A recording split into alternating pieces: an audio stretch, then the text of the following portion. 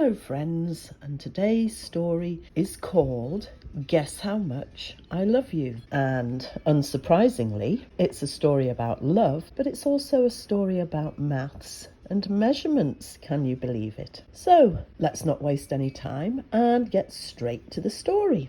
This one is called Guess How Much I Love You, and it was written by Sam McBratney and illustrated by Anita Jeram, and it is a very, very popular book in England. It was first published in 1994, and I'm not sure if you'll be able to hear, but today I'm reading this story in my shed while a storm is going on outside, so you can hear the wind chimes and the wind whistling through the eaves. Let's get right to it.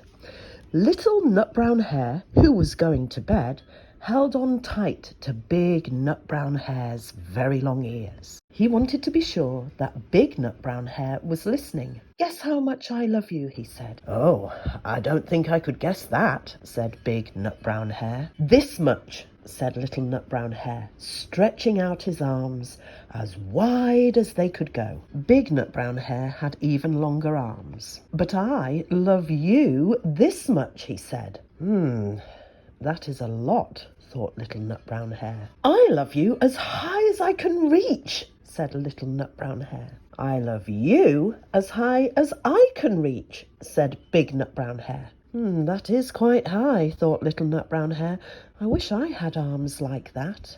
Then Little Nut Brown Hare had a good idea. He tumbled upside down and reached up the tree trunk with his feet. "I love you all the way up to my toes," he said. "And I love you all the way up to your toes," said Big Nut Brown Hare, swinging him up over his head. Whoosh! "I love you as high as I can hop," laughed Little Nut Brown Hare, bouncing up and down. "But I love you as high as I can hop," smiled Big Nut Brown Hare, and he hopped so high that his ears touched the branches above. "That's good hopping," thought Little Nut Brown Hare. "I wish I could hop like that." "I love you all the way down to the lane as far as the river," cried Little Nut Brown Hare. "I love you across the river and over the hills," said Big Nut Brown Hare. "This Big Nut Brown Hare's always getting one over on this Little Nut Brown Hare, isn't he?" "That's very far," thought Little Nut Brown Hare. He was almost too sleepy to think any more. Then he looked beyond the thorn bushes out into the big dark night. Nothing could be further than the sky. "I love you right up to the moon," he said, and closed his eyes. "Oh, that's far," said Big Nut Brown Hare. "That is very, very far." Big Nut Brown Hare settled Little Nut Brown Hare into his bed of leaves.